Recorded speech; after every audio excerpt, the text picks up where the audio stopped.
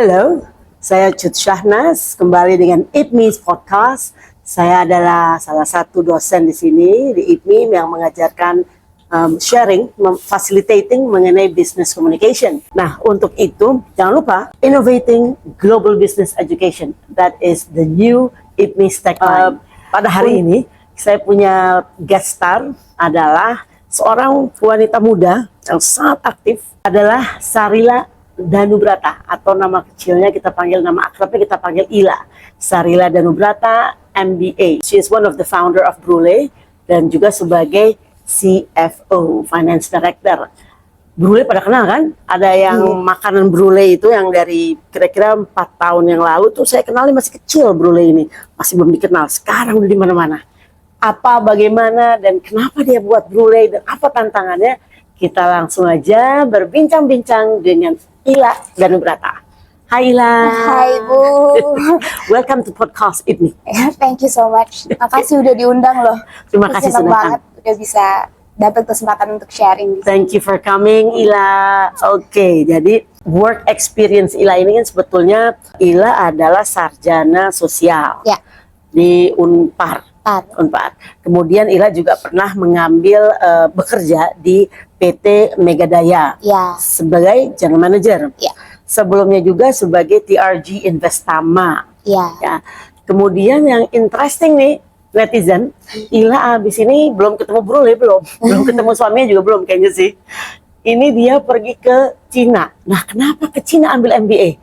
Mungkin bisa diceritakan when you were in China, terus udah gitu terus kan kalau nggak salah ngapain lagi nih, kalau nggak salah COVID ya. Jauh sebelum itu. Oke. So si MBA China dulu sebentar ya sebelum kita masuk ke Brule-nya itu sendiri. Why China? Why MBA? Where gitu? Jadi itu awalnya sebenarnya karena dulu mamah tuh ambil sastra Cina di UI waktu itu. Terus mamah tuh benar-benar jatuh cinta lah sama sastra Cina. Tapi kebetulan pada saat itu saya juga ada keinginan memang untuk ambil S2. Dan agak sedikit tertarik ke dunia bisnis lah. Nah pada saat itu tuh di 2011 tuh kita tahu kayaknya tuh bisnis tuh lagi bergejolaknya tuh di China gitu kan. Jadi kayaknya tuh asik juga ya kayaknya kalau belajar bisnis tuh di China gitu. Ada pepatah juga kan katanya tuntutlah ilmu sampai negeri China. Sejauh-jauh ke sana. Sejauh-jauhnya ke sana. Jadi sebenarnya itu awalnya tuh aku iseng coba apply dan ya alhamdulillahirobbilalamin tuh malah diterima dan dapat beasiswa walaupun nggak full ya. Ya seperempatnya lah ya, mungkin memang udah jalannya lah. Nggak bisa bahasa Cina waktu itu. Nggak bisa tuh? Nggak bisa. Masya Allah. Nekat aja. Bismillah. Waktu itu mikirnya buat nyenengin mama. Karena waktu itu mama cuma pikir, aduh mama pengen banget deh ke Cina lagi gitu. Anak soleha. Aku cuma mikir kalau aku bisa graduation di sana, kayaknya mama bisa gitu ke sana lagi. Di akhirnya aku ambil MBA-nya tuh di Beijing di China. Nama universitasnya? UIBE, University of International Economics and Business. Itu berapa tahun? Itu aku ambil 2 tahun straight. Nggak ambil banyak karena pada saat itu ada polusi udara, kalau tante tahu 2012 itu kita jarak pandang tuh cuma 1 meteran. Jadi kan ada polusi udara yang parah banget. Jadi di situ aku ambil kebut semua, nggak aku ambil libur. Jadi ya alhamdulillah aku bisa lulus di situ. And then your mother came. Iya, di 2014 dia kesana. Waduh, seneng banget tuh. Happy sih.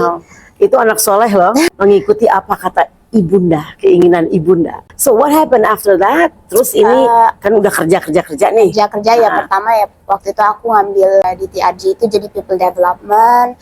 Setelah itu almarhum kakekku manggil waktu itu bilang, mau nggak coba nerusin nih, kita punya usaha namanya Megadaya, bergeraknya di electrical rotating equipment, di mana aku nggak tahu apa-apa mengenai engineering, mengenai apapun itulah. Papa cuman ya kamu belajar aja lah. Tapi alhamdulillah di Cina tuh aku kayak dijeblosin karena di sana antara hidup dan mati itu tipis gitu. Perjuangannya luar biasa kan.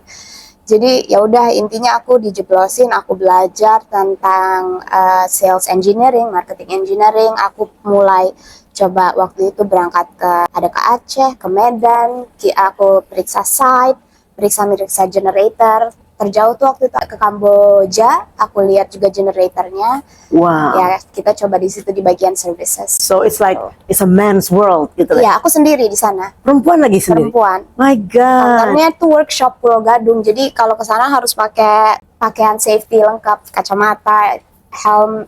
Itu beda banget dengan bisnis sekarang yang digeluti dong. Beda. Jadi tapi interestingnya gini ya Ila, bahwa Ila ini backgroundnya dari kayak yang punya usaha dan bapaknya punya usaha. Tapi totally different sekarang. Iya. Ila menjalankan suatu startup yang nggak ada hubungannya sama sekali dengan your grandfather. Bahkan kalau boleh tahu nanti nih, apakah pakai modal bapak atau kakek? Bisa ceritain nggak tuh mengenai yang udah perjalanan Ila sampai demikian? Nah, tapi sebelumnya ke waktu setelah Megadaya ini, waktu Ila nikah dengan Reza. Iya, aku nikah. Oke. Nah, kebetulan waktu nikah itu karena pekerjaanku tuh mengharuskan aku pergi-pergi ke sites gitu ya, maksudnya ke daerah-daerah yang berbahaya pada saat itu kan kita juga pasti tujuannya mau punya anak atau apa. Jadi waktu itu aku putuskan untuk resign dari situ. Aku bilang kayaknya nggak mungkin ya aku jalan-jalan ke tengah rig gitu kan, kayaknya terlalu berbahaya gitu. Jadi akhirnya kita stop. Aku jadi hamil nggak lama setelah nikah 2018, 3 bulanan aku hamil. Habis itu jadi ibu rumah tangga. Habis itu baru COVID. Jadi Ila di dalam kesuksesan ini tadi kita tarik mundur sedikit tadi. Ila sempat mention bahwa semua turun tangan. Sampai Ila disampaikan bahwa Ila dan suami pun yang masak pada saat itu.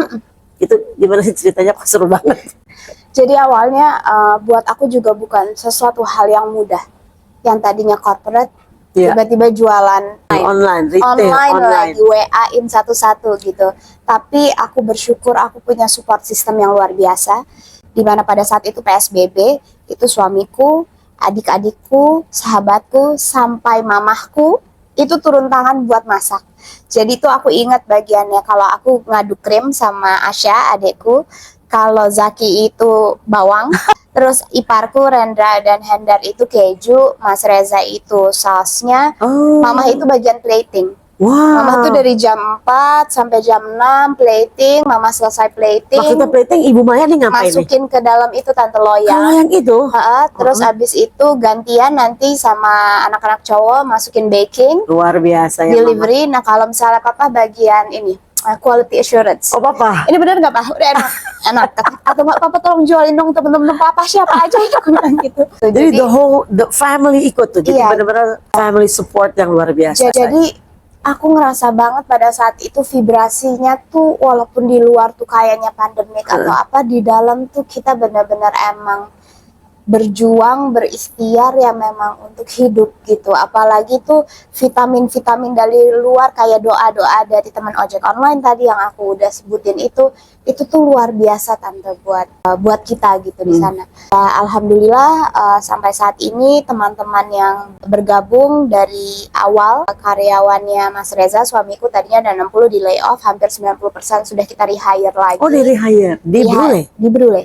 Wah. Dan luar biasanya mereka-mereka yang tadinya jabatannya di atas tuh mau turun dari ke bawah lagi. Yang tadi disebut bahwa dia udah manajer, tapi dia masih mau juga masak juga, sekarang udah jadi GM-nya Brule. Waduh. Ada juga dari Megadaya. Ada juga dari Megadaya. Juga yang akhirnya tadi masak juga sekarang juga jadi GM juga di Brule Group. Wow. Gitu. Jadi memang Brule ini saya ngerasa saya dan tim itu tidak beda rasa sense of ownership-nya. Bahkan kadang aku ngerasa kok kayaknya mereka lebih ya. Sayangnya tuh luar biasa. Ya. Jadi kalau dibilang kayak apa sih yang paling berharga di Brule gitu, ya selain tentunya berkah dari Allah, itu adalah timnya Brule. Nah, berarti tadi sense of belonging. Ya. Itu kan membangun suatu sense of belonging, it's a culture juga. Ya. Berarti ini harus ada seseorang yang piawai dalam hal berkomunikasi. Iya.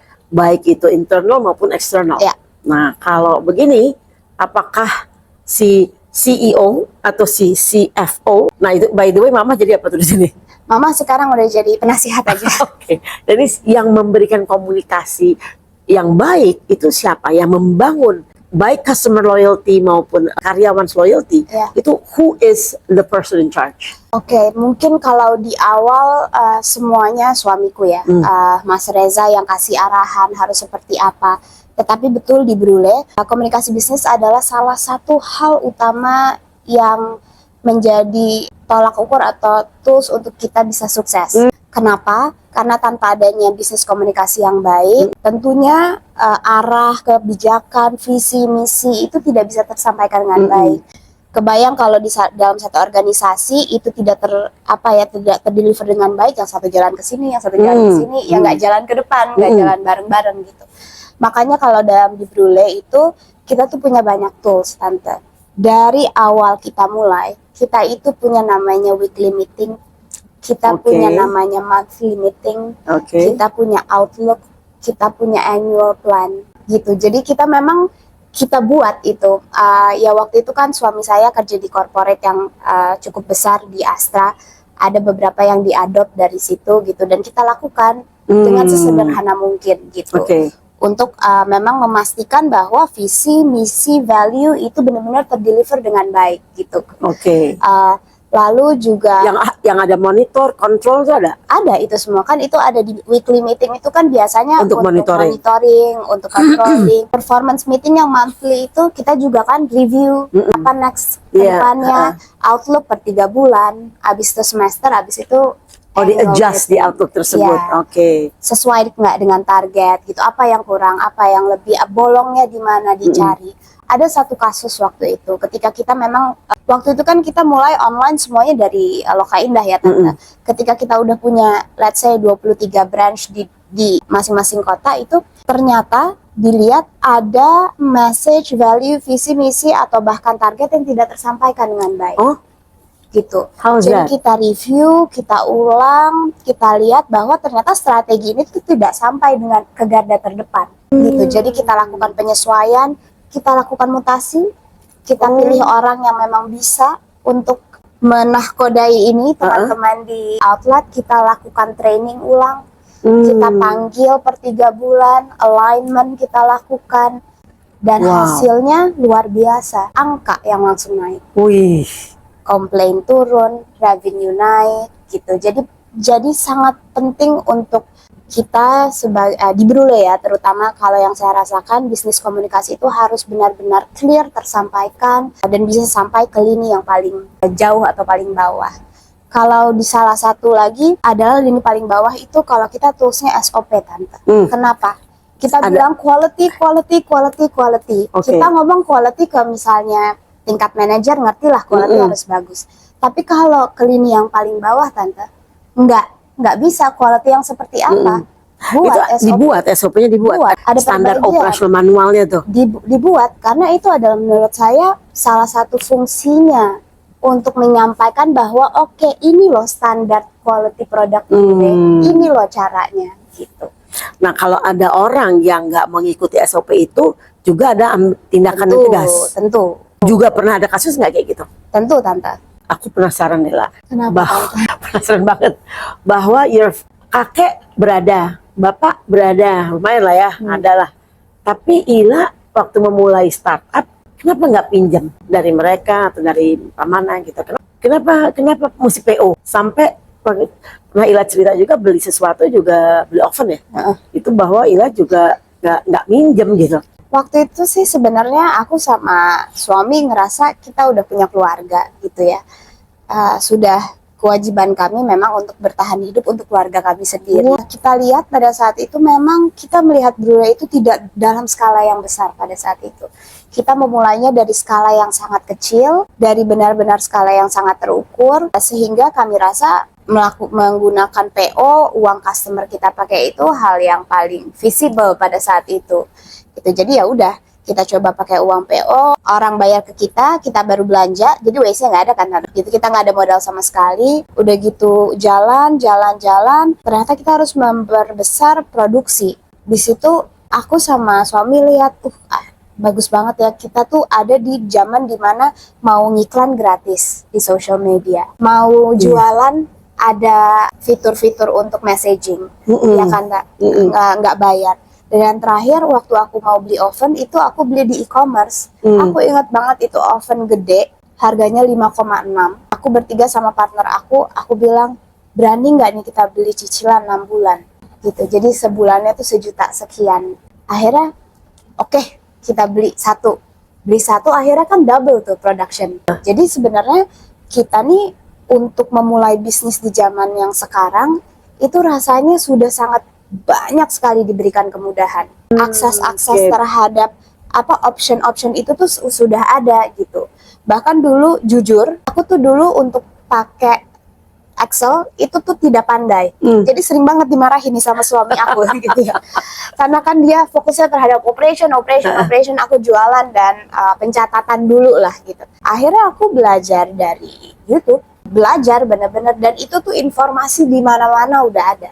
Jadi buat aku selama niatnya tuh udah ada, karena pada saat itu niatnya tuh bertahan hidup untuk memberikan keberkahan bagi sesama, rasanya jalan-jalan itu tuh dibuka. Ya?